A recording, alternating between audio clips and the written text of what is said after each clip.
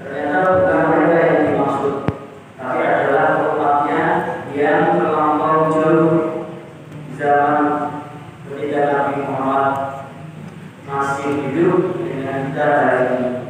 Bayangkan kita tidak pernah berjumpa dengan Nabi, namun meyakini bahwa Nabi Muhammad itu pernah ada.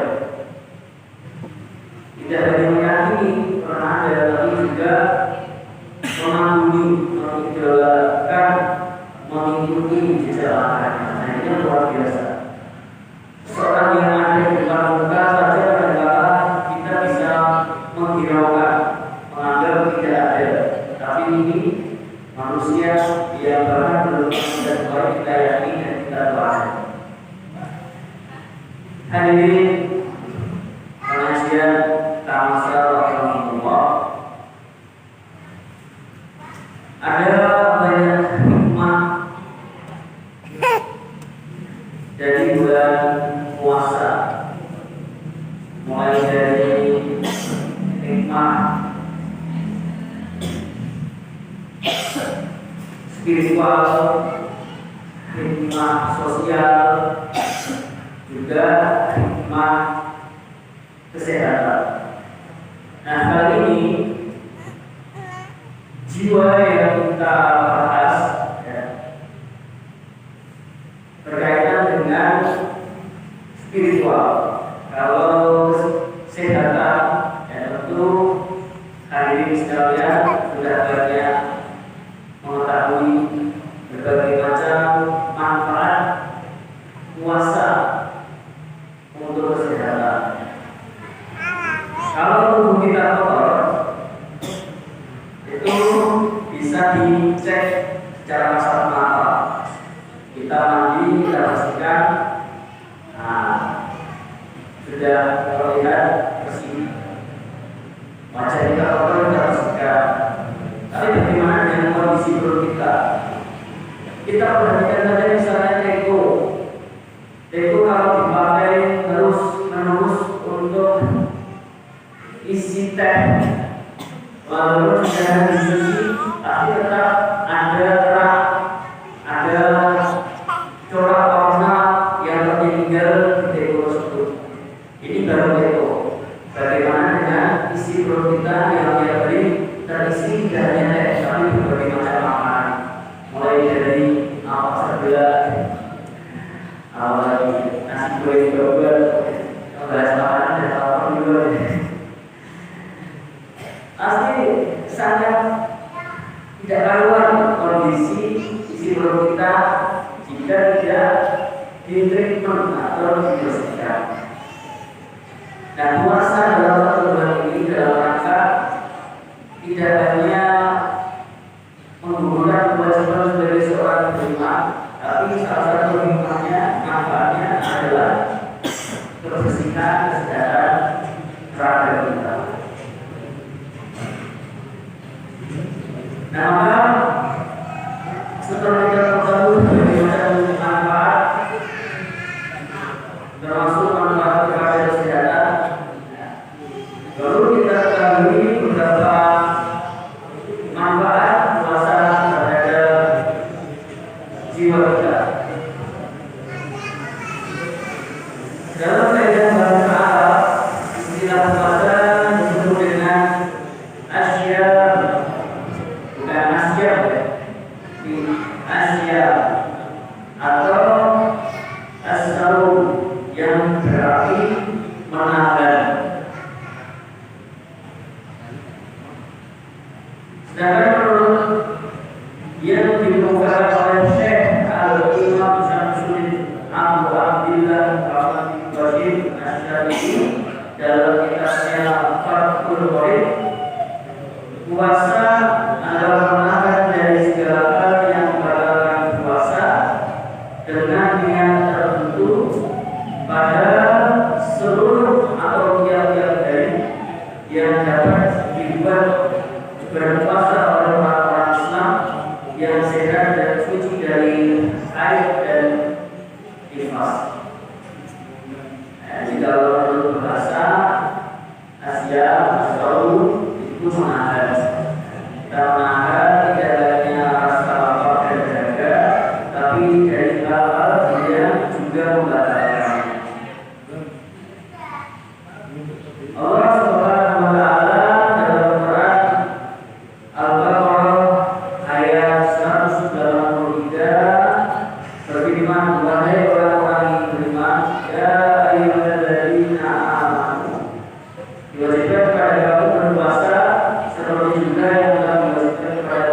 sebelum kamu agar kamu menjadi orang yang bertakwa. Ketika kita berpuasa di bulan Ramadan ini sekaligus menjadi ekspresi keimanan kita. Sebab namanya iman itu ada di ekspresi. Jika salah satunya tidak ada, maka tidak bisa disebut beriman. Yang pertama, tasbihun biqalbi. Jadi harus membenarkan dalam hati. Ketika kita beriman, hati kita mempercayai, meyakini kebenaran itu. Nah, ini ekspresi yang pertama. Ekspresi yang kedua, warkau dilisan. Kita harus melisankan, melafalkan. Jadi subhanallah ketika paman Nabi Muhammad Abu Thalib tidak sempat melisankan keimanannya. Kenapa? Karena gengsi dilihat oleh petinggi-petinggi kafir Quraisy di akhir nafasnya. Padahal dari rektor Abu Thalib ini sudah mengisyaratkan dia beriman. Bagaimana tidak membela Nabi Muhammad, mendukung nubuatnya. Tapi karena sudah sempat dilisankan, wafatnya Abu Thalib ini menjadi salah satu faktor adanya tabur kesedihan. Ya. Jadi Rasulullah Shallallahu Alaihi Wasallam sangat sedih ketika wafatnya Abu Thalib tidak disertai dengan keimanan. Kemudian yang ketiga, ekspresi bil angka harus ditunaikan, dilaksanakan keimanan itu. Maka sangat wajar ketika Allah Subhanahu Wa Taala tidak boleh menyerahkan puasa ini kepada malaikat. Ini malaikat tidak boleh mencampur dalam urusan menilai puasa gambarnya. Biarkan ini urusan saya. Kenapa? Karena kalau dibandingkan dengan ibadah-ibadah yang lain, puasa itu cukup misterius. Kalau sholat bisa dilihat secara material, sedangkan haji bisa dilihat secara modal ya. Dalam cerita itu untuk bisa haji. Nah, sedangkan puasa ini ya nafsi-nafsi masing-masing dari kita dengan Allah ya, kemudian bisa melihat kadar keimanan. Imam Ghazali dalam kitabnya Ihya Ulumuddin menerangkan tingkatan dalam berpuasa. Ada puasa shaumul umum, kemudian ada shaumul khusus, ada juga shaumul khusus. Dan kemudian memberikan tingkatan atau level. Yang pertama, ini puasa orang awam atau shaumul umum. Puasanya orang awam itu awam artinya banyak orang, bukan kemudian puasanya jelek, tapi puasa banyak orang. Jadi kebanyakan orang itu puasa hanya sebatas rutinitas, sebatas status.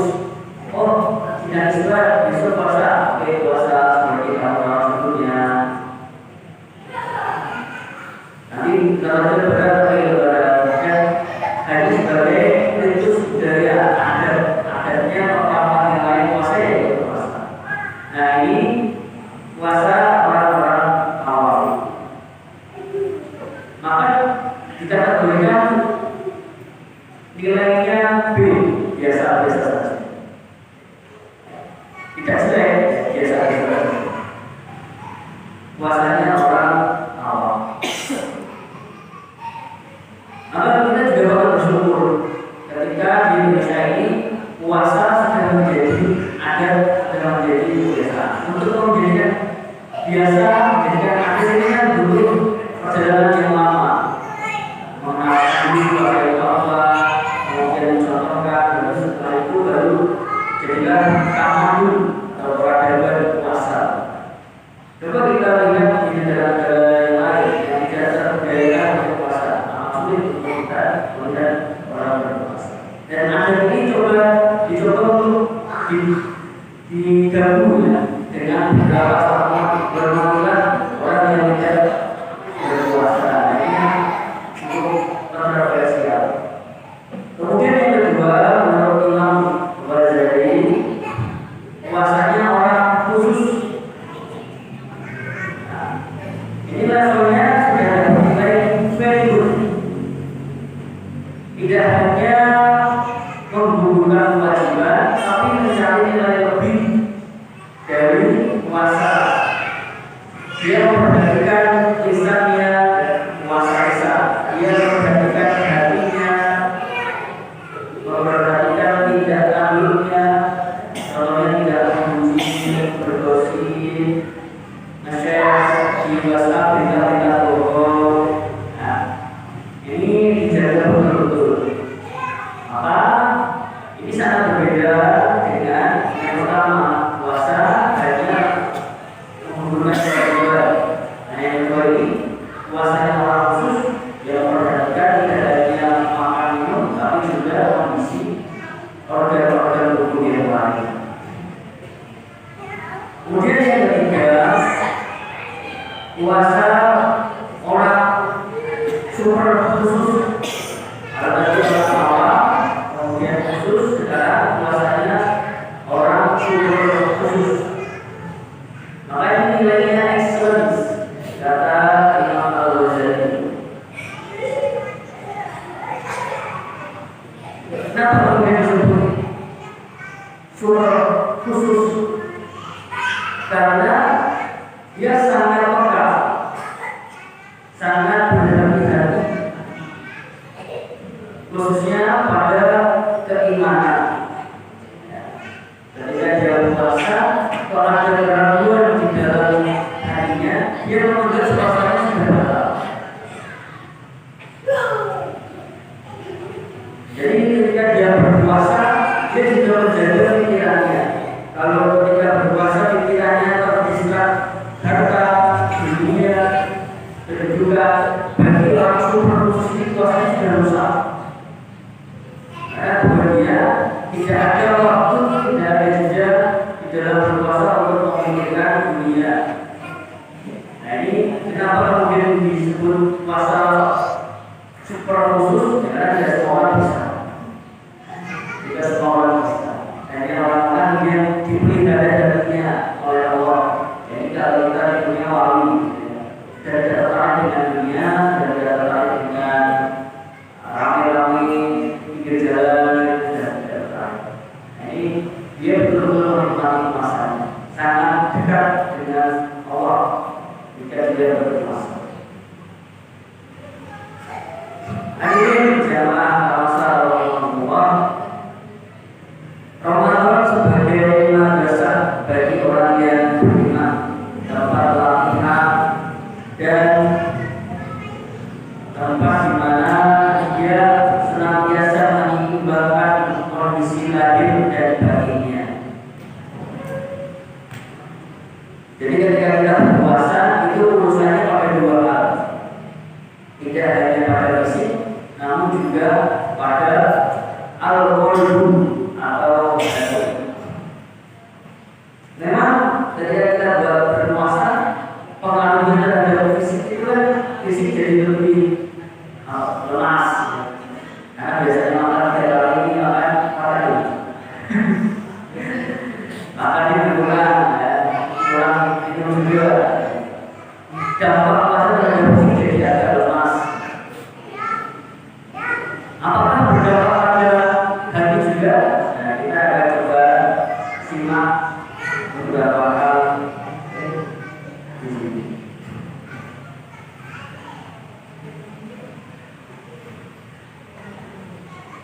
Di dalam sebuah hadis yang diriwayatkan oleh Rasulullah disampaikan, sesungguhnya di dalam tubuh manusia itu ada segumpal darah. Apabila segumpal darah itu baik, maka baiklah seluruh tubuh ini. Namun apabila 10 darah tersebut rusak, maka rusaklah seluruh tubuh itu. Dia itu adalah al-qalbu. Jadi ada satu organ, satu bagian di dalam diri kita yang mengaruhi segala hal di dalam diri kita, yaitu qalbu atau hati. Maka kita bisa melihat ekspresi orang-orang soleh, fisiknya orang-orang soleh. Dulu, lalu kerjanya di sawah, kerjanya di tukang. Itu kalau soleh pasti tidak ada masalah. Karena apa?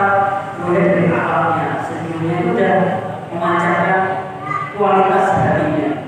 Tapi sekali berbalik dari dalam diri kita ini, termasuk saya barangkali, kalau berpapasan berjalan itu mungkin pas aja mana pas naik motor gitu masih kelihatan wajahnya pas asal. Nah itu tidak mudah untuk melahirkan fisik yang baik. Itu harus diatur dulu, mengondisikan diri. Pasti ini juga dialami bahwa ibu sekalian ketika naik motor di jalan raya begitu, tidak tahu karena ada siapa begitu, langsung bisa menduga orang ini ahli sholat malam, punya sejarah orang ini ahli puasa, punya firasat.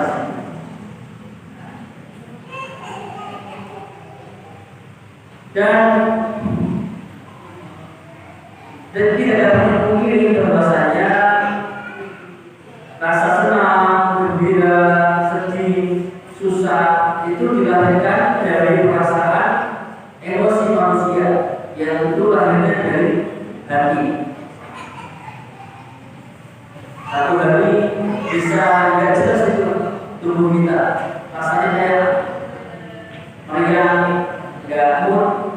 Boleh jadi karena semalam ada seseorang yang melukai hati kita, terbawa sampai besok paginya. Atau satu hari kita kena marah orang lain, akhirnya malamnya tidak bisa tidur, fisik terganggu. Maka pernah saya melihat satu kisah seseorang yang khusus meninggal dalam kondisi senyum, punya kebiasaan yang baru dijelaskan diterapkan oleh istrinya. Istrinya itu cerita, kenapa bisa suami Anda itu meninggal dalam kondisi yang senyum, sumbernya duduk dalam kondisi duduk belajar dengan senyum sumbernya. Diceritakan oleh istrinya punya kebiasaan setiap menjelang tidur itu selalu memaafkan orang-orang. Jadi kalau tidur dia bercerita pada istrinya, saya punya masalah dengan ini, saya maafkan, saya itu, saya lepaskan. Dan itu selalu dilakukan sebelum tidur. Nah ini barangkali bisa menjadi amalan Bapak Ibu sekalian yang ingin dulu, ingin bersih, sehat fisiknya, khususnya menjadi husnul khotimah. Dalam segi bahasa, al-qalbu ini lebih dimaknai dengan hati.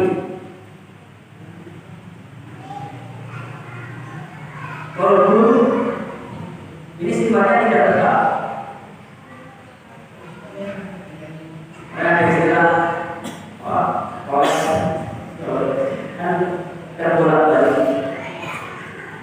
Jadi memang penamaan hati dengan istilah qalbu ini ada. Hati itu bisa bertambah, bisa berkurang di maksiat. Jadi maksiat itu bisa mengurangi kadar keimanan di dalam hati. Bagaimana menambahkan keimanan di dalam hati? Bintoa dengan ketaatan. Jadi tidak bisa serta-merta kita menyerahkan hati ini kepada Hidayah Allah, ya sudah saya juga hidayah. Hidayah itu perlu dikejar dengan cara taat. Banyak para mualaf itu mendapatkan hidayah taat dengan ikhtiar ilmu. Dia mencari sumber-sumber yang bisa menambah keimanannya. Tapi buat orang yang beriman, keimanannya bisa berkurang bahkan hilang. Ya karena dia tidak mengikhtiarkan keimanan di dalam dirinya.